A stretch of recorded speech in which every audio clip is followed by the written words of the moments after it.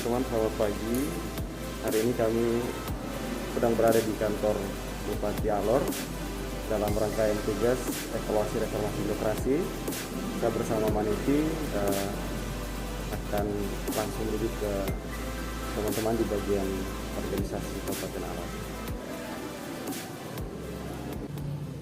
Tadi ini sebelumnya sudah pernah dapat informasi dari Kemenpan untuk kegiatan evaluasi reformasi dari 2021. Waktu itu mereka hanya bersurat sama yang PMPRB itu untuk apa? Iya. Untuk bulan Juli tanggal 5 sampai tanggal 11. Tapi suratnya belum sampai karena yang hanya pemberitahuan awal saya, tapi pelaksanaannya belum, kami belum dapat surat terkait dengan pelaksanaan itu PMPRB. Berarti teman-teman di sini belum ada yang masuk menjadi anggota atau grup di asistensi kerja nasional. Belum, kami belum ada yang masuk. Belum.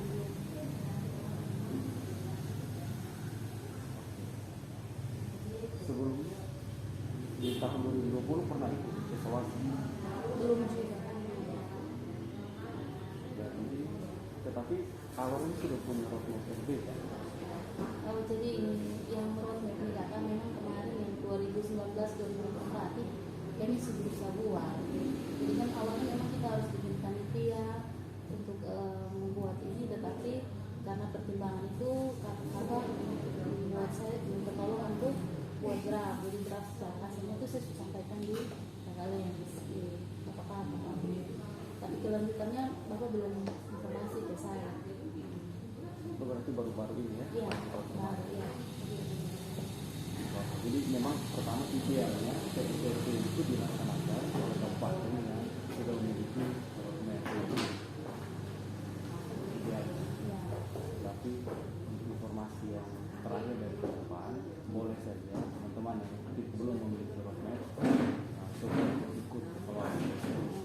Tujuannya supaya memiliki dasar dan memiliki baseline untuk melakukan upaya-upaya perbaikan, termasuk menyusun roadmap.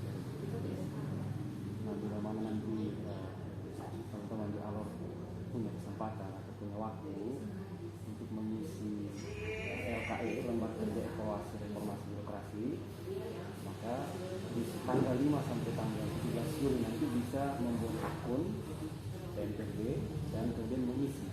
Iya. Tapi karena kabar juga belum ada, jadi mungkin nanti kita bisa sampaikan dulu. Bila punya kesempatan untuk mengikuti PMPRB, berarti dari sekarang waktu yang sangat mepet ini bisa menyediakan dokumen-dokumen pendukung. Itu roadmap bisa kabupaten yang kita siap. Bukan hanya roadmap, tapi semua areanya itu ada 8 area, ada indikator-indikator pendukung. Indikator-indikator pendukung itu harus dilengkapi data atau bukti pendukung.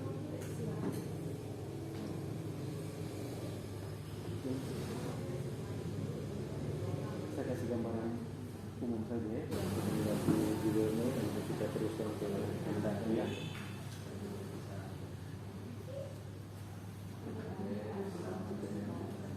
Oh, ini hari ya.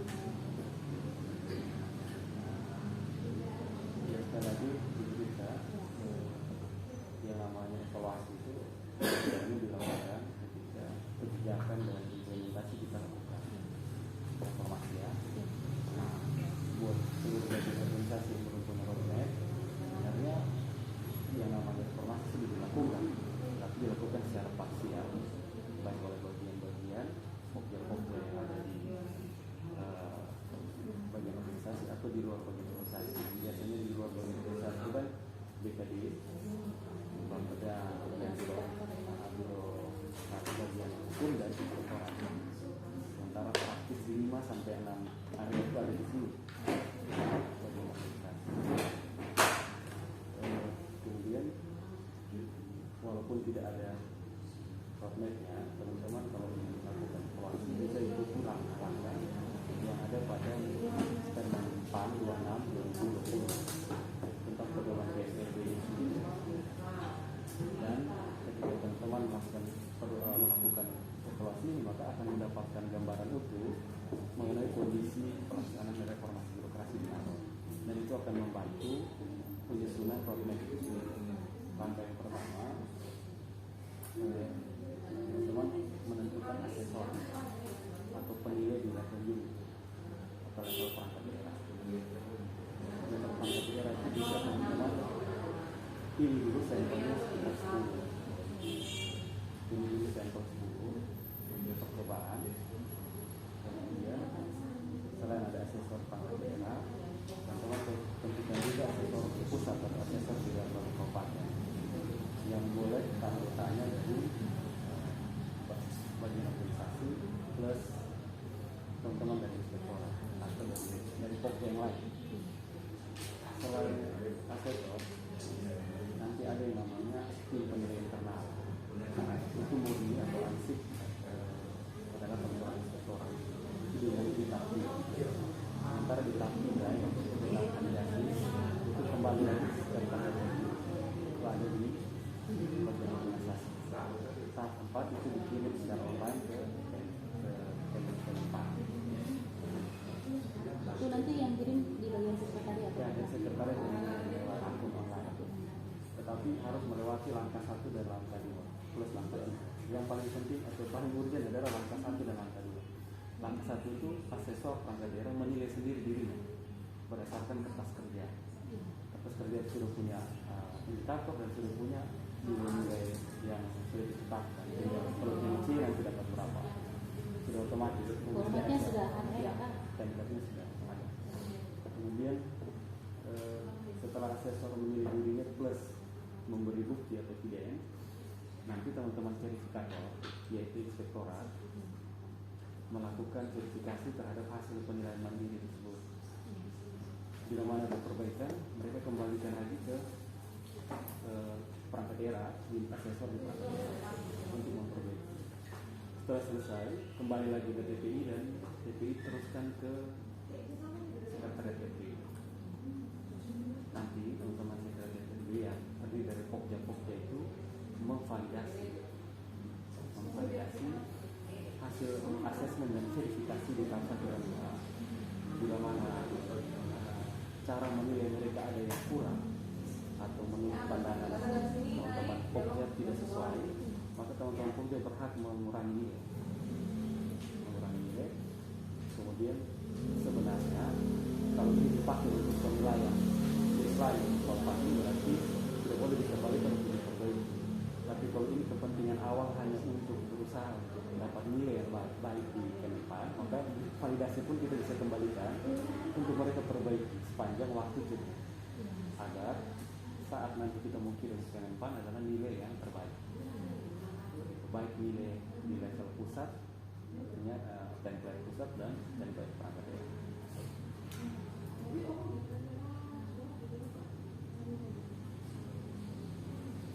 Nah, ini peran. Jadi nanti ketika kita sudah masuk ke online, akan ada akun administrator. Ada pedoman ini, ada materinya, itu tidak bisa. Akun administrator. Selanjutnya ada akun asesor pusat. Kemudian ada akun asesor unit yang kita pilih 10. Kemudian ada tiga akun ya, administrator nanti merangkap ketua RW itu yang pegang akun itu. Nah, selanjutnya ketika LKE offline spesial, LKE yang dalam menggunakan Excel ya, teman-teman bisa memilih saat input itu kumpul 10 unit di sini atau mereka sendiri yang memilih tempat. Itu teknis saja. Ya.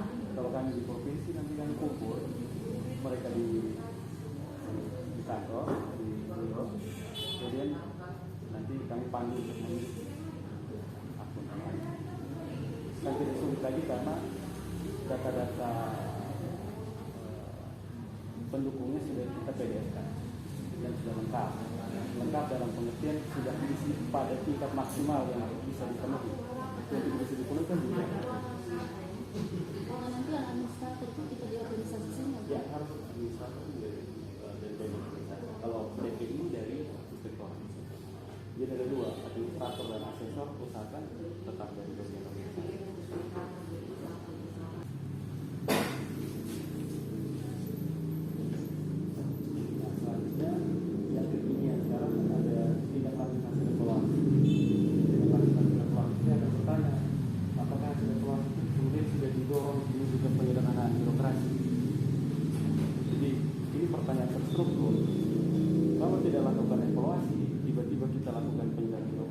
kan lompat, Lompat. lompat. Karena logika penyerahan birokrasi ini dia menyasar pada jabatan, sementara logika evaluasi kelembagaan dan restrukturisasi itu menyasar keseluruhan, bukan hanya soal nomenklatur jabatan yang diubah ke soal fungsional, bukan hanya itu. Nah idealnya kan dua-dua ini jalan secara paralel, ideal. Tetapi kondisi di kita di NTT baik di kabupaten kota yang ada maupun kami di provinsi pun mengalami sedikit turbulence ya. Kita langsung menuju ke penyederhanaan birokrasi. Hanya mau tidak mau ya kita lakukan saja sesuai dengan kondisi yang ada ya kan. Nah sehingga kami untuk evaluasi RB khusus area kelembagaan diuntungkan, kan bisa mengisi nilai A. Karena kami cukup siap ya. Cukup siap karena kami curi start saat restrukturisasi besar-besaran tahun 2018-19. Ada PBK pasti sudah. Ada PBK kita sosialisasi. Dan disusun manual atau ikut aplikasi? Kita menyusun secara manual. Kita sudah selesai di sejak tahun 2017. Memang untuk penyesuaian sesuai dengan apa? Kalau yang hanya PBK itu kita menyusun secara manual. Setelah itu dengan adanya untuk apa istilahnya aplikasi itu kita semua kabupaten laut sudah Semua. selesai. Saya ikutin Kemendagri atau ikut yang Kemenpan ada PBK tadi. Dengan ada 3 versi aplikasi. Ikut yang Kemenpan R. Kemenpan juga. Nama aplikasinya apa? Lupa. Pernah sih? Itu aplikasi ada aplikasi namanya Reformasi. Reformasi 4.1. Oh, informasi. Kalau kami di provinsi nanti tinggal kami di provinsi gunakan yang lain. Jangan gunakan punya dari Malang, Gesinjam. Jadi tidak ikut Kemendagri, tidak ikut Kemenpan, juga tidak ikut PKN. Hanya aplikasi tersebut bisa menyesuaikan dengan format yang diminta oleh restrukturisasi. Itu apa, provinsi beli atau Beli itu tidak gratis. kita tidak sampai di situ. Kita menginput terkait dengan hanya PBK itu kita menginput ke informasi 4.1 itu. Nah, maksudnya saya beri gambaran singkat ini adalah LKE ini akan sangat membantu teman-teman untuk menyusun roadmap. Ini jadi baseline atau dasar awal kondisi kita di mana. Jadi kalau LKE ini digunakan untuk melakukan evaluasi dengan benar, maka saat susun roadmapnya itu tidak kesulitan lagi, atau roadmap yang sudah ada draftnya bisa sesuaikan lagi dengan indikator yang ada di LKE. Sehingga Alor bisa kami bantu untuk menyusun roadmap kontekstual, menyesuaikan dengan pedoman yang baru. Nanti di indikatornya itu kita bisa arahkan untuk langsung connect dengan PMPRB itu. Itu tidak sakit kepala kan? Dari kebijakan sampai monetnya itu satu indikator. Sehingga apa yang mau dikejar, sasaran yang mau dikejar untuk perubahan adalah sasaran yang sudah ditetapkan secara baku oleh teman-teman dari Kementerian. Kami baru-baru saja di provinsi melakukan ya, semacam kesamaan pikiran, persepsi pandangan biro organisasi dan inspektorat soal siapa yang berwenang dalam proses PMPRB. Sebenarnya Kemenpan telah menyatakan bahwa yang melakukan atau yang berwenang melakukan PMPRB adalah 2 unit itu sendiri, yaitu kita di sekretariat daerah dalam bagian atau biro organisasi dengan teman-teman inspektorat. 2 itu harus ada. 2 itu harus ada. Jadi kita tidak bisa lepas ke inspektorat juga tidak bisa lepas ke kita di bagian atau biro organisasi. Oleh karena saat PMPRB mau dilakukan, bertemulah kita berdua ini, 2 unit besar ini. Ketemu, sama pikiran. Tadi saya kasih gambar ke Ibu Risa, mungkin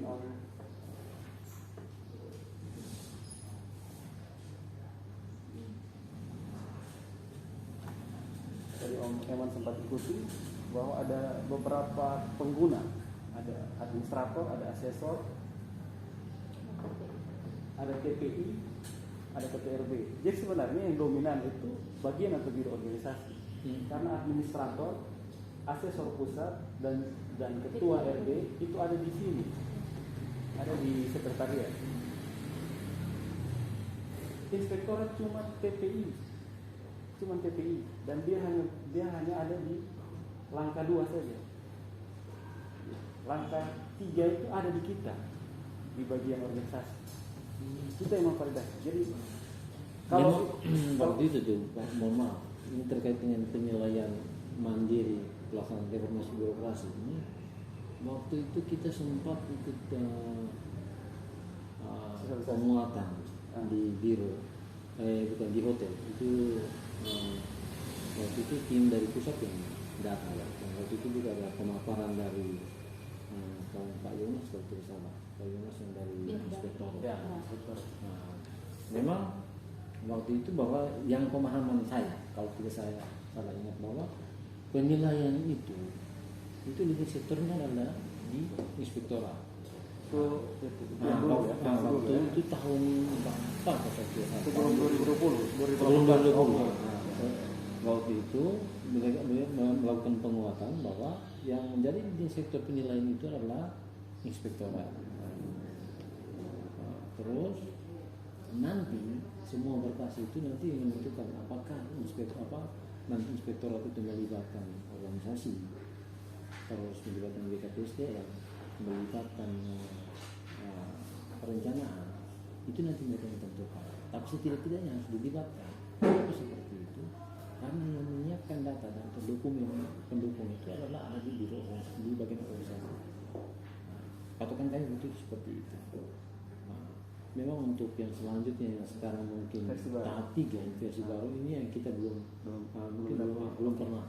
Baik, terima kasih informasinya berharga. Jadi di Permenpan yang baru saya sebut tadi di awal, Permenpan 26 tahun 2020 sudah mengubah cara penilaian atau sistem PNPRB ini. PNPRB ini akan lebih dominan oleh teman-teman sekretariat RB.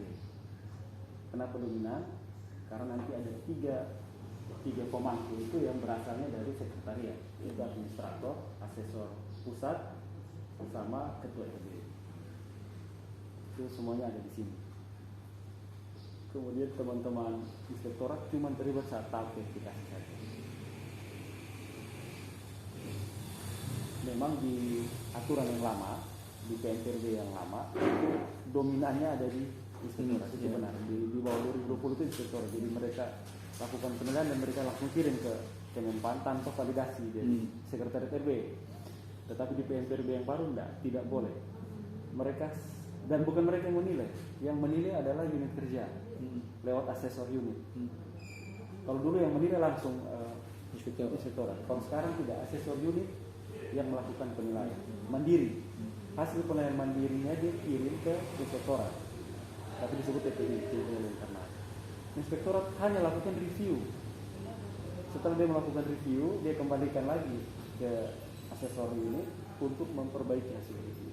Setelah hasil review diperbaiki, dia kirim ke TPI teruskan ke sekretariat untuk divalidasi. Jadi ada tingkat penilaian, verifikasi, validasi. Ada 3 tahap. Penilaian mandiri, verifikasi, validasi. Validasinya ada di kita di organisasi lewat sekretariat RB. Dan nanti mereka datang lagi. Jadi TPI atau inspektorat itu datang lagi di tahap validasi sebagai pokja pengawasan. Tidak lebih dari itu. Kemudian teman-teman di sini pokjanya ada 5 atau 6. Plus nanti pokja hukum, deregulasi kebijakan dari bagian hukum datang dan Bapeda ya. Deregulasi itu tidak bisa hukum sendiri. Itu harus ada Bapeda. Bapeda dan deregulasi ada di pokja itu. Kemudian SDM, BKP SDM datang juga berkumpul di sini juga dengan Kasubag Anjak KKK dengan kelembagaan. Jadi 8 komponen ini duduk sebagai sekretariat, validasi lagi. Validasi hasil asesmen dan hasil review dari 2 tahap itu. Maka mereka kunci kembali. Kalau ada keliru suruh perbaiki. Jadi kakak mereka yang berhak terakhir. Itu. Setelah kakak mereka sudah selesai perbaiki, bila mana ini mereka evidence, bukti dan hasil penilaian itu masuk akal menurut kakak mereka punya penilaian. Karena kakak dong yang menjalankan sebagai pokja. Sudah, kunci dan teruskan ke Kemenpan. Nah, buat yang tidak diteruskan ke Kemenpan itu jadi baseline atau jadi panduan untuk melakukan intervensi oleh pokja, intervensi perbaikan ke perangkat paripurna. Jadi sistem kerja nanti seperti itu. Sehingga nanti saya mengharapkan karena ini sementara menyusun roadmap tahap 3 dan kami juga provinsi sementara mau review roadmap kami yang tahap 3 ini, maka kita bisa belajar bersama. Kita bangun proses learning organization baik dari Kabupaten Alor maupun kami di provinsi lewat cara-cara yang kekinian saja. Tidak perlu kami datang ke sini, nanti bisa kontak lewat kami sementara membangun klinik reformasi, kontak kita bisa Zoom meeting, bisa bicara-bicara seperti ini dari lewat media Zoom. Oke. Pak, nanti saya tanya dulu Pak, yang terkait dengan aksesorium itu melekat nanti di OPD, tapi nanti kita menentukan itu paling tidak di kepala bidang levelnya atau Ya. sudah Bagus sekali. Jadi untuk asesor itu pertama dasarnya cukup surat penugasan, tidak perlu SK. Dan Kemenpan menyampaikan itu, dan keanggotanya atau keanggotanya di representasinya dari salah satunya harus pejabat level kedua, salah satu anggotanya. Misalkan kalau di dinas ada, berarti eselon 3, sekretaris atau kabit boleh, level kedua, satu orang. Kemudian anggota yang lain silahkan dicari, baik mau Kasubag mau JST, jumlahnya harus ganti 3. Jumlahnya 3. Dan apakah boleh mereka dari Pokja? Ini debatable. Jadi ada yang bilang ya harusnya asesor itu paham RB. Kalau dia paham RB berarti dia harus anggota Pokja. Kalau dia bukan anggota Pokja di unit itu, maka tentu dia tidak punya pemahaman soal RB yang ada 8 area ini. Maka ada yang mengusulkan untuk ya asesor dikasih tugas datangnya dari Pokja itu sendiri, datangnya dari Pokja. Ada yang berpandangan seperti itu, tapi ada yang berpandangan lain, yaitu harus cari orang yang independen, yang di luar dari Pokja. Kalau Ibu Rita dan teman-teman tanya ke saya, untuk tahap awal saya lebih condong pada silakan ambil dari Pokja saja, supaya tidak sakit kepala kan. Dia menilai karena dia paham, bukan dia menilai karena dia baru mau belajar.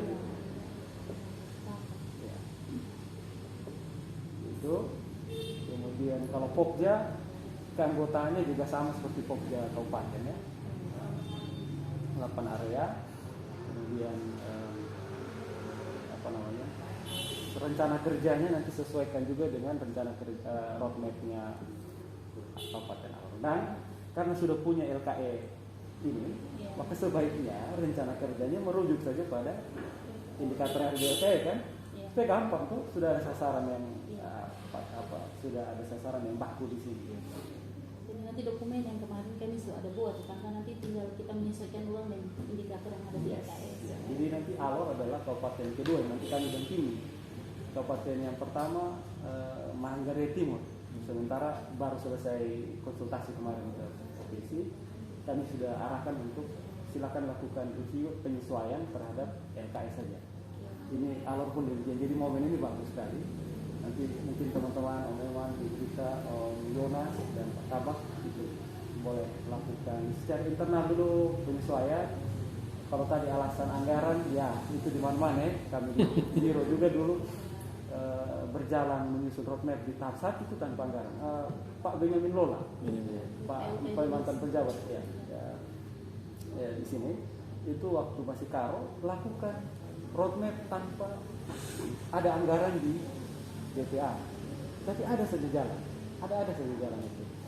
Nah, kalaupun nanti ada keterlibatan dari pihak luar, ya itu memang idealnya demikian. Karena kita ingin menyusun perubahan itu butuh keterlibatan dari aktor lain di luar pemerintah, misalkan pakar atau dari LSM, dari komunitas lain, yang supaya mereka merasa memiliki dokumen tersebut dan ikut serta dalam proses kebijakan menuju perubahan birokrasi. Itu plusnya. Artinya itu ada istilahnya demand side reform, jadi ada upaya reform dari luar, dorongan dari luar itu penting sekali.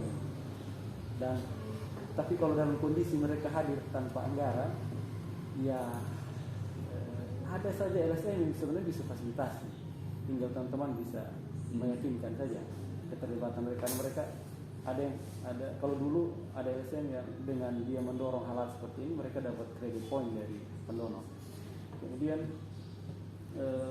kalaupun mereka tidak bisa terlibat, teman-teman lakukan dulu perancangan awal, ya, perancangan awal, dokumen yang sudah ada, sesuaikan dengan visi misinya, keselarasan dengan visi misinya Pak Bupati yang sekarang masuk tahun ketiga, tahun ketiga, selaraskan saja. Mungkin ada 1-2 misi atau level di bawah misi, misalkan program yang menyasar pada roadmap, menyasar pada RB, konekkan itu dulu, konekkan, kemudian masukkan agenda pusat lewat RKL. Dapat keselarasannya, indikatornya jangan muluk-muluk, kopi saja dari sini, ya, kopi saja dari sini, sepakati target. Jadi saya kasih contoh, misalkan di probis, ya, ini baseline-nya kan 0 nih, tidak ada satupun perangkat daerah yang sudah punya probis, baik di bagian organisasi pun belum punya probis. Maka baseline 2020 atau 21 0 kan, 0 perangkat daerah atau persentasenya 0. Maka di 2022 targetnya mau 5%, misalnya 5% dari perangkat daerah ini punya probis. Bisa pakai persentase perangkat daerah yang memiliki probis. Itu kan sudah merujuk ke satu indikator kecil. Cukup itu saya sudah bagus kan. Itu contoh kecil satu. Nah, sejauh ini ada lagi yang ingin ditanyakan? Yang sekarang kalau tahun yang tahap pertama, tahap kedua, berarti kita kan fokus untuk semua 8 area perubahan. Tetapi kalau misalnya kita cermati Permenpan 26 tahun 2020 ini, kita memilih fokus kita memilih fokus, kira-kira fokus yang mana? Itu kira-kira bagaimana Pak Romo? Ya, benar Pak. Memang secara umum kita harus mengakomodir seluruh area. Tetapi secara khusus kita perlu fokus pada area-area mana yang menjadi target kita, target yang paling mungkin kita capai, dan target itu atau area itu mendukung visi misinya Pak Bupati. Jadi harus itu dua hal itu yang harus dipikirkan ketika mau memilih area prioritas. Bukan hanya semata-mata karena ada problem di sana. Karena semua area pasti ada problem. Tetapi supaya dia menjadi gampang untuk menjadi prioritas adalah hubungkan dia dengan visi misinya Pak Bupati. Misalkan begini, Pak Bupati fokus pada penyelesaian masalah publik di pendidikan dan kesehatan. Di situ persoalan SDM menjadi kunci dan pelayanan publik. Maka area SDM dan pelayanan publik itu harus menjadi fokus atau prioritas. Itu contoh. Sehingga reformasi birokrasi itu tidak lepas dari visi misinya Pak Bupati, dan dia mendapat dukungan luar biasa secara politik. Itu yang teman-teman harus lakukan. Ada satu lagi, nanti kompilasi dari pengisian unit, dia harus digabung dengan pengisian asesor pusat, penilaian pusat. Ada contoh tadi.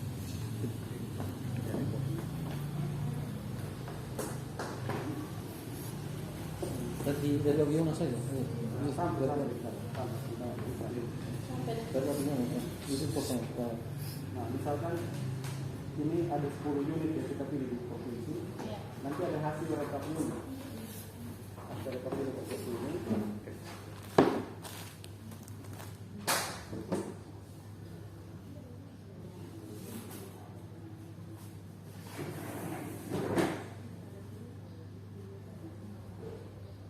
Hasil rekap unit kemudian keluar catatan unit dan selanjutnya misalkan di manajemen perubahan dia akan punya persentase dari bobot 2 di manajemen perubahan ini adalah 84%. Dari 10 sampel itu ya sudah penuh, artinya masih ada kurang sekian. Jadi nilai itu digabung lagi dengan hasil penilaian pusat. Asesor pusat kan melakukan penilaian dengan LKI yang sama, tetapi punya bobot dan perbedaan materi di hasil antara. Kalau unit kerja tidak pakai hasil antara, di pusat pakai hasil antara seperti ini, semua punya aspek default. Nah, nanti hasil dari dua nilai tersebut ada gabungannya. Indeks RB untuk area manajemen perubahan untuk provinsi sudah 1,72 dari bobot 2. Totalnya keseluruhan itu nilai RB kita ini indeksnya ada di 77,7. Ini misalnya ini adalah kondisi provinsi untuk kita proyeksi di tahun 2022 mendatang. Hasil PSBB yang 2021 akan keluar di Januari Februari. Kami prediksi kami akan bisa naik sekian poin. Ini hasil prediksi kami. Jadi ketika saya coba untuk pelajari template ini, saya bisa meyakinkan pimpinan bahwa tahun depan indeks RB provinsi bisa naik. Karena saya sudah bisa tahu rumusnya kan, sudah bisa pelajari. Teman-teman di alam ini bisa lakukan. Ini bukan rahasia. Saya belajar pertama ini ke alam soal ini. Kalau teman-teman di provinsi pun tidak semua tahu soal ini. Saya juga baru sampaikan ini ke Pak As dengan Pak Kabar. Soal ini kita di provinsi hampir 5 tahun terakhir ini tidak naik-naik. Ternyata ada gap di sini. Saya tahu gapnya. Oh, ternyata ada di sini. Saya sementara lagi dan teman-teman lagi perbaiki cara penilaian ini, dan kami berharap di tahun depan nilai indeks provinsi RB provinsi NTT bisa naik drastis. Jadi selama ini hanya 0,0, tapi di tahun depan kan prediksi dia naik 5 poin. Itu satu hal yang nanti kalau misalnya tahun depan dia naik itu apa ya, mungkin akan menjadi buat kami tidak aneh, tapi buat mungkin teman-teman yang tidak mengetahui rumus ini akan merasa, wih, tiba-tiba kok bisa naik ya? Apa yang dilakukan? Ternyata yang dilakukan itu sederhana saja. Yaitu, ya lakukan pendampingan saat pengisian. Supaya bukti-bukti yang tersedia itu, yang bukti-bukti yang ada itu bisa disiapkan dengan baik dan mendukung hasil personal adjustment dari asesor tadi. Jadi asesor memberi nilai A karena ada bukti bahwa ya dia A karena ini ada pendukungnya A, B, sampai D. Sehingga sekali lagi rumusan ini menjadi rahasia kunci dan panduan. Saya juga bersyukur saya dengan Mami itu punya kesempatan untuk bertemu lagi dengan teman-teman di sini, membangun kerja tim bersama untuk RB provinsi ya. Satu NTT ini kita berharap seluruh kabupaten punya indeks RB. Ini saya sudah sampai informasi akhir. Saya kira nanti ini bukan akhir dari diskusi. Kita lanjutkan lagi nanti di kesempatan berikut. Saya menunggu teman-teman infokan ke Pak Kabak. Mungkin 1-2 bulan ke depan kita ketemu lagi, baiklah di Kupang atau nanti kita ke sini atau kita lewat Zoom meeting untuk tindak lanjut. Pertama, roadmap RB Kabupaten Alor. Mungkin setelah KKM mereka sudah tidak sibuk lagi dengan penyederhanaan. Super tim di seluruh bagor kabupaten kota NTT, super tim ya, karena tanpa super tim agak sulit untuk menjalankan reformasi birokrasi. Jadi semangat Pak Eman, Ibu Rita, Pak Adenas dan Pak Kabak, jangan pudar, jangan kendor, gas terus saja, gas terus. Walaupun nanti tadi Kak Eman bilang mungkin belum dapat gambaran utuh ya pimpinan soal tantangan pelayanan kita di bagian organisasi, tapi suatu waktu dengan upaya keras teman-teman yang kerja dengan hati tadi dan upaya semangat itu, satu waktu pimpinan akan melihat bahwa ternyata upaya-upaya yang dilakukan secara administrasi ini menunjang kinerja atau visi misinya.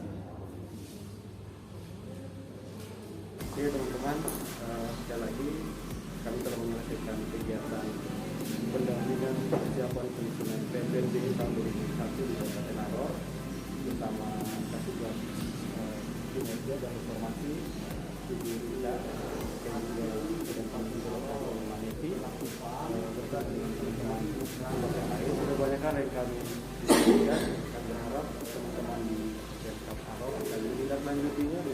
BNPB 2021. Salam lebih, sampai jumpa.